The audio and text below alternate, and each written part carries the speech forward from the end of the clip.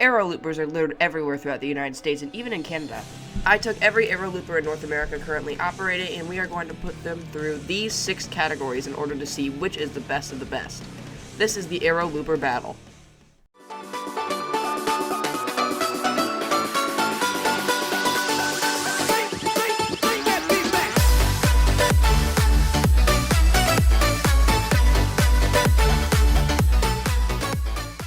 So how will this work? First, I will run quickly through each coaster and describe the experience. Then, I will run them through categories and tell you the scores. At the end, we will take the top 3 and do a more in-depth analysis on them. Also, I haven't written all of these, so I will be using background knowledge, other people's words, and POVs. Let's get straight to it. Up first is Wild Thing at Wild Waves. This is just a typical loop screw model. It has a small drop, loop, 2 corkscrews, and it's done. Nothing special. After running through the categories, it receives a 21 out of 60. Next is Demon at California's Great America. It has some nice rock work, but that isn't in the judging. It has a better layout with better inversions. It is also a longer layout than the previous Wild Thing. It gets a 27 out of 60. Next is Viper at Magic Mountain. This is the biggest ride in the Showdown. It stands almost 200 feet tall and either gets hated on or praised with its jerky transitions but intense ride.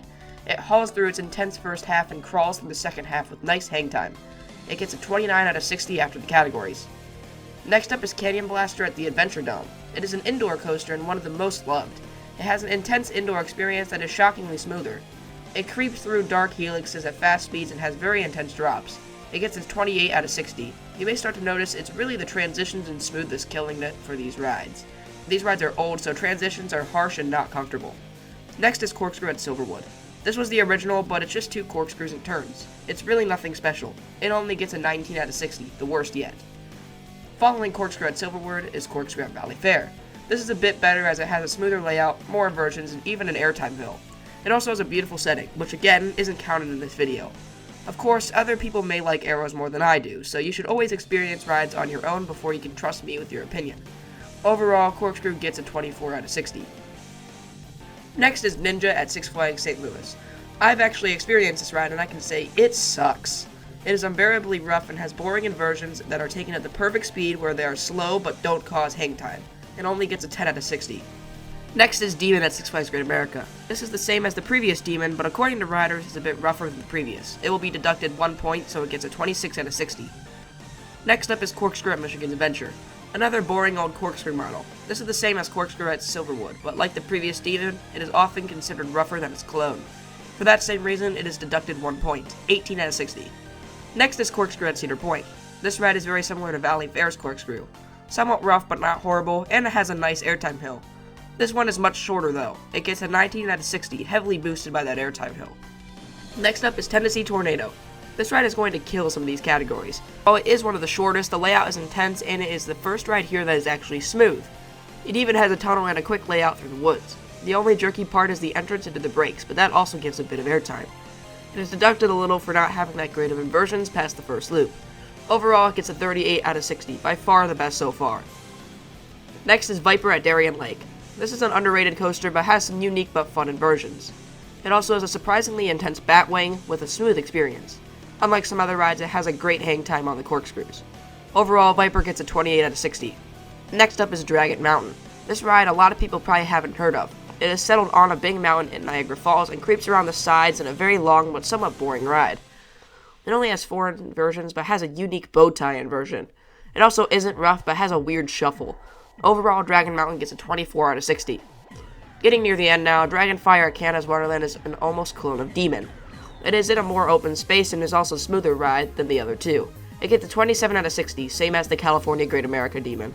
Next is Steven Demon, and this is another clone of Wild Thing. This one is considerably rougher though, subtracting 2 points. Like Wild Thing though, it has a strong corkscrew section. It gets 19 out of 60. Final 3 now. Anaconda at Kings Dominion is a pretty coaster, but also has some forceless and rough moments, especially that middle section. The inversions are pretty good though. It also has a fantastic drop into an underwater tunnel. I should be riding it finally this summer when I go back to Virginia. It overall gets a 23 out of 60. Loch Ness Monster at Busch Gardens Williamsburg is next, and it is one of the best. It has interlocking loops that are intense, a tight intense helix, and is overall very smooth through its big drops. I should also be getting on this ride. It overall gets a 33 out of 60. Finally, Carolina Cyclone at Carowinds. I've also ridden this, and it is almost as bad as Ninja. The first part isn't bad, but the corkscrews don't provide hang time, and the transition into them is horrible. But I have to give credit for the airtime pop before the corkscrew.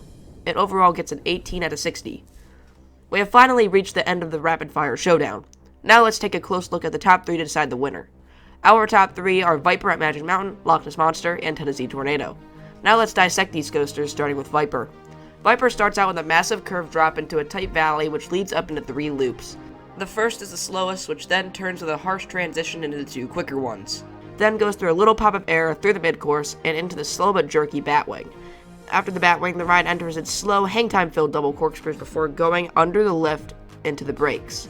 Next is Loch Ness Monster. Loch Ness starts with a big drop in the valley before smoothly turning into the second drop. This drop goes into one of 2 loops, which are pretty intense. The ride meanders into a tunnel where the ride spirals downwards in the dark. It then enters the second lift, where it climbs to the trees and dives into the second loop, which is less intense than the first. It then turns into the brakes. The final ride is the shortest, Tennessee Tornado. After a turn on the mountainside, the ride dives through a tunnel into a valley where it enters the massive vertical loop, which provides incredible positives. It then takes a tight turn into another intense loop and Sidewinder. It ends by taking another glossy smooth turn into a jerky airtime-filled pop into the brakes. So which is the best? Viper overall has the biggest layout. It has some incredible inversions which provide both hang time and also incredible positives, especially the second and third loops. But the ride is very, very jerky with its transitions to the point where it isn't as fun to ride, so the best is not Viper. Loch Ness is the prettiest and longest coaster of the bunch. It has interlocking loops which are visually stunning, and it also has the smoothest ride of the arrows, with fun moments and intense moments of like the dark tunnel. But it isn't very forceful. So the clear winner, which combines hang time and tight inversions with a big drop in smoothness, is Tennessee Tornado.